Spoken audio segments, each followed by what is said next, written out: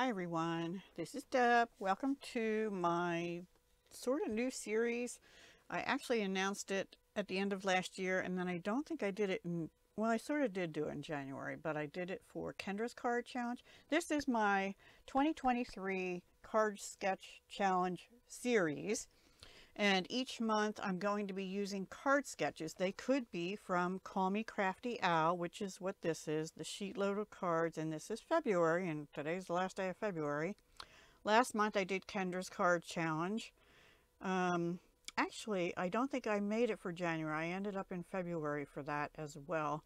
And then next month I'll probably just do a random card sketch from some other place, and I can make a card or more, and some of them might be process videos, but not this month because it's Call Me Crafty Owl's card sketch. She does a video on how to cut the pieces and all that, and if you are a subscriber to her channel, you can get a free Sheetload of Cards card sketch each month. And so this is the sketch. It's for an A2 vertical card, and it basically has cardstock going 5.5 by, I forget, 3.75, and then you have little 1-inch strips on top of that, and then you have 2.25 by 4 piece of designer paper, and this is actually and then cardstock behind that, and then this is a 4-inch circle. So that was my trickiest part, because none of my Stampin' Up dies that were circles are 4 inches. They're only like 3 inches, or yeah, maybe not even. So I did have some other circles though, and I found I had this Doris one, and this large circle is 4 inches almost exactly. So, and then you cut it in quarters, because the first time I thought it said 2-inch circle punch cut in quarters. When I first read this, 2-inch by 2-inch quarter circle, yeah, always remember to check the little asterisks, because it tells you it's a 4-inch circle cut into quarters. If you don't have that, use the closest you have, or I guess you could hand draw, you know, trace something that's 4 inches, like a jar, maybe a mayonnaise jar or something would be about 4 inches. I don't know. So I did use that, and then I just put it on my trimmer at 2 inches and cut it in half, and then did it again. I did use these My Favorite Things Sunny Rays Sentiments. The only one I used is Hello Friend. I see I didn't get it very clean. And I used Shaded Spruce ink on all of them. Now I am in use up paper mode. So I have a couple retired Stampin' Up papers here, and I have used this before for Twinchies, but this was Friendly Hello. This was from a celebration, I think last year in the spring. I don't remember, not this year for sure. And this is what I have left, so you're going to see more of this because I want to use this up and get it off my floor next to my desk. I have another one I'm going to be doing also. So the colors I used in that were Fresh Freesia, Pool Party, and Petal Pink. And let me show you what I did. Oops. Okay, so I'm going to start with this one. This first one, I'll move these over. These are the other two. Only there's two each of these. I was going to do just one card, and then I just have too much of that paper, so I thought, no, I'm going to use more. So the reason this one is turned horizontally is because I cut these strips of paper wrong, and I didn't want to waste them, so I thought, I'm not going to do that. I'll use them on another card. I'll just turn this one sideways. So that is what I did, because if I had them this way, you see they still would have been okay like that, but I decided to make this one different. So this is part of that paper, as are these little Petal Pink. The card base is Petal Pink. Now, another change I did on this one, in her diagram, this piece here, when I first saw this diagram, I thought this was the card base. I don't know why my eyes were not seeing that background gray. But it is a separate piece of cardstock, about a 1/4 inch in on each side. So, but it goes all the way, you see, all the way up to the top and the bottom. It's 5.5 inches long.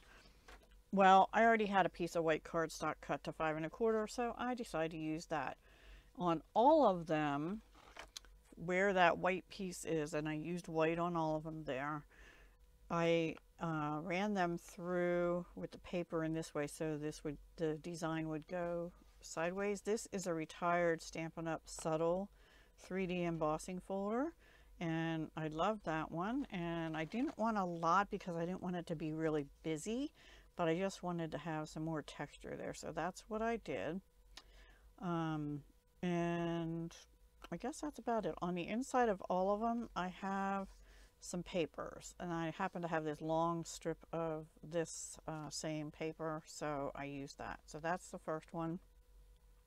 The second ones were the pool party ones.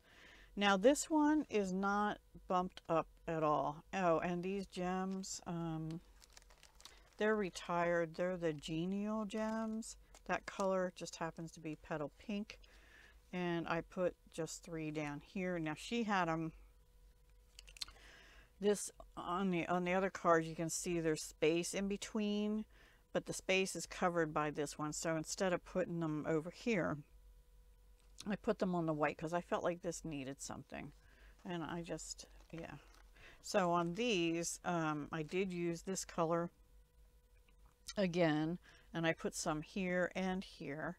And then I decided, well, maybe I'm not crazy about that with the pool party so much. Petal pink is not my favorite color of Stampin' Ups, I'll say that. But I brought in these retired holiday rhinestone basic jewels. It's really a shame they retired them.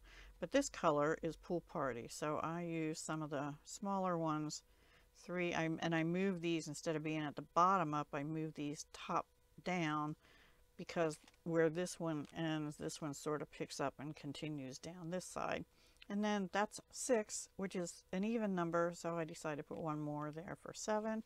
I did bump the rest of these up, these parts here, and for that I used Scrapbook.com premium foam adhesive. That comes in 5 times 4 by 4 1/4 by 5.5 inch sheets, so they're card front sized, but I didn't do the whole card front. I cut them down to this is 2.5 by, I forget, but 4 1/4 I think. So I think, or maybe 4.5, I forget, but I cut them a 1/4 inch shorter, so the strips are 2 1/4 by whatever a 1/4 inch less than that is. Okay, so that's those two, and on the inside of both of these, I just have a piece of this paper for both of them and a piece of white. One thing, when you run your white, at least through this embossing folder, it stretched it. And on one of these cards, I actually had to trim it down after it was already on the card because I didn't realize it stretched it. So lesson learned, after you run your piece, if it's supposed to be the same size as your card or something, check the size of it and trim it before you start layering your other pieces on, because yeah, it was, I think it was this one.